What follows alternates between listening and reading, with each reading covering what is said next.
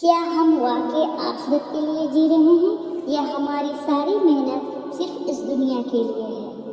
ہم گھر بناتے ہیں، پیسہ کماتے ہیں، مستقبل کو پلاننگ کرتے ہیں، لیکن کیا کبھی سوچا ہے کہ مرنے کے بعد کیا ہوگا؟ یہ ویڈیو آخر تک دیکھنا، یہ بات ہم سب کے لیے ہے۔ بسم اللہ الرحمن الرحیم۔ دوستو، آج ہم ایک بہت ہی اہم بات کرنے والے ہیں اور وہ ہے آخرت کی فکر، کیونکہ جو انسان آخرت کو بھول جاتا ہے وہ دنیا میں بھی سکون سے نہیں رہ پاتا۔ رسول اللہ صلی اللہ علیہ وسلم نے فرمایا کہ عقل مند وہ ہے جو اپنے نفس کے حساب کرے اور مرنے کے بعد زندگی کی تیاری کرے، اور نادان وہ ہے جو اپنی خواہشات کے پیچھے چلتا رہے اور اللہ سے صرف امید مند ہے۔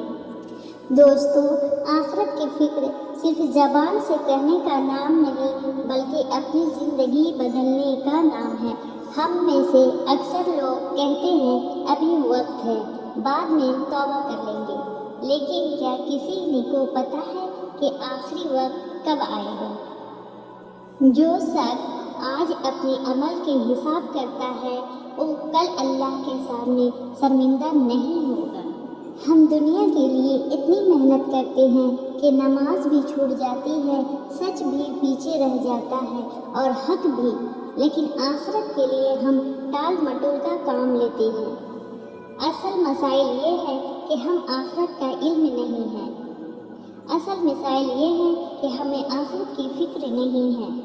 آج خود سے ایک سوال کریں، اگر آج رات ہماری زندگی کی آخری رات ہو تو کیا ہم اللہ کے سامنے کھڑے ہونے کے لیے تیار ہیں؟ ہماری نماز، ہماری سچ، ہمارا کردار، ہمارا حقوق؟ یہ سوال ہمیں ڈرانے کے لیے نہیں بلکہ جگانے کے لیے آیا ہے۔ جو انسان آخرت کی فکر کے ساتھ جیتا ہے اللہ اس کے لیے دنیا بھی سنوار دیتا ہے۔ آئیے آج نیت کریں کہ ہم اپنی زندگی اللہ کے حکم کے مطابق گزاریں گے۔